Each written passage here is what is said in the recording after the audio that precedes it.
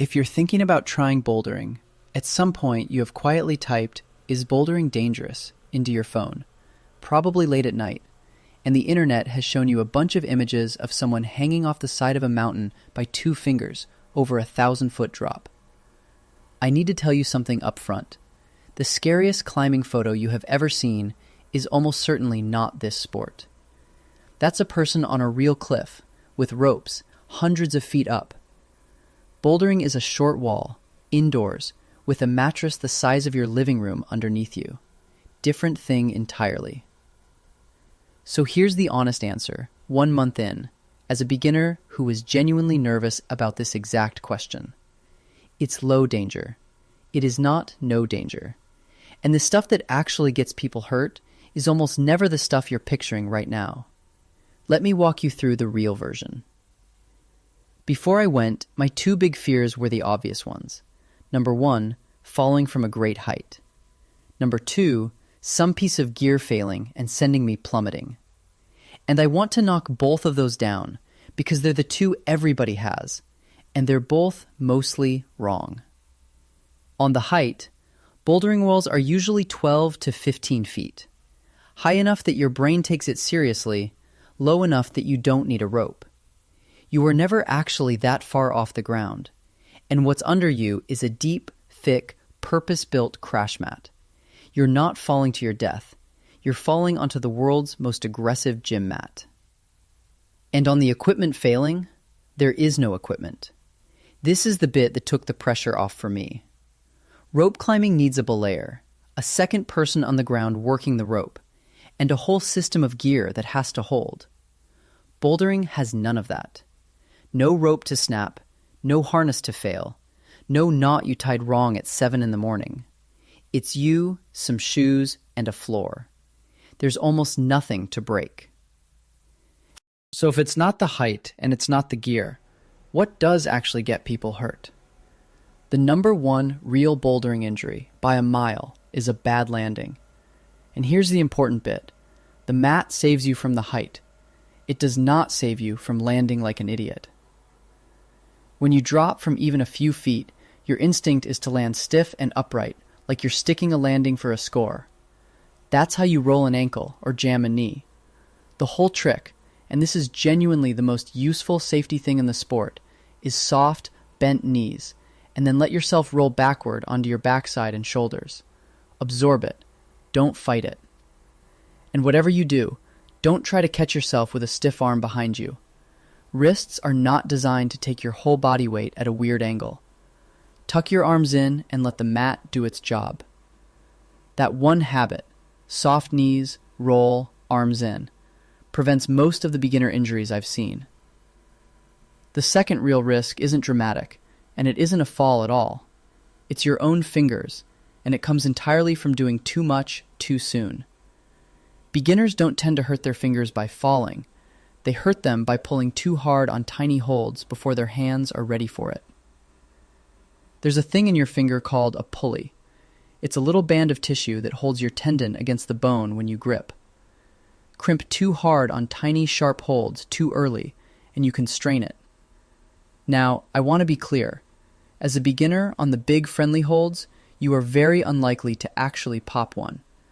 But it's the reason the advice is always, don't go straight for the tiny stuff. This ties back to something I've said before. There's a difference between being pumped and being hurt. Pumped is that dull, full, both forearms burn that's gone in a day. That's normal. That's just the workout. But if it's a sharp pain in one specific finger or joint, and it's still angry 3 days later, that's not pump. That's a small injury, and the move is to rest it, not to be a hero. Sharp and specific means stop. Third real risk, and this is the one nobody's phone search warns them about. Other people. Because you're not roped in, climbers come off the wall constantly and land on the mat, and a falling human is basically a sandbag with no steering. The mat is a landing zone, not a walkway. So the single most important etiquette rule is also a safety rule. Look up before you walk. Never stroll directly underneath somebody who's on the wall, because they can become a projectile with zero warning. It's not complicated. One glance up before you cross the mat. Do that, and this risk basically disappears. The good news is, everyone experienced is already doing this. There's an unspoken awareness in a bouldering gym. People track who's climbing and where they'll land. You're just learning to join a system that's already running. Give people their space under the wall, and they'll give you yours. Then there's the small stuff that isn't really danger, but nobody warns you about it either. Your fingertips get raw. The holds are grippy, sometimes literally like sandpaper. And after a good session, your fingertips feel tender, like you spent an hour rubbing them on a brick. Occasionally, you get what climbers call a flapper, which is exactly what it sounds like.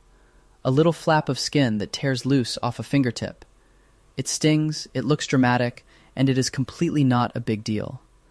A plaster and a day off, and you forget it happened. This is the danger of bouldering. Mildly gritty fingers and the occasional tiny bit of skin. Genuinely. Here's the thing that flipped it for me. The whole sport is designed around the assumption that you will fall. Falling isn't the failure state, it's the default. The mats are deep because you're supposed to hit them. You start on a slab, which is a wall that leans back towards you, so it's the least steep and the least scary. Everything is built so that coming off the wall is just part of it. Now, I'll be straight with you. The top of the wall still scares me. Getting to the very top, what's called a top out, where you climb up and over the lip, still makes my brain quietly announce that we're going to die, every single time. I'm not going to pretend I've beaten that. But here's the safe move nobody tells beginners. You don't have to jump from the top. You can down climb. Literally climb back down a few holds to somewhere low and undramatic, and step off from there. Lower off, don't launch off. My ankles have thanked me. So if you want the actual safety checklist, here's the whole thing, and none of it is complicated. 1. Fall well. Soft knees, roll onto your back, arms tucked in. 2. Climb down the easy stuff instead of jumping off the top. 3. And this is the one I had to learn twice. Don't ego climb. Don't get on stuff way above your level to look cool, or because a stronger friend is on it. That's when you grab things too hard and land in weird positions. I've bought aggressive shoes I couldn't use to feel like a real climber. I've thrown myself at a colleague's grades because saying no felt worse. Ego is genuinely my most expensive and most dangerous piece of gear. Climb your level. 4. Don't death grip every hold like it owes you money. Squeezing a big, comfortable hold with everything you've got is how you burn out your forearms and grind your skin raw. Match the grip to the hold. And 5, the free one. Look up before you walk under anyone. That's it. That's the entire safety course. Do these and you've removed almost all of the real risk.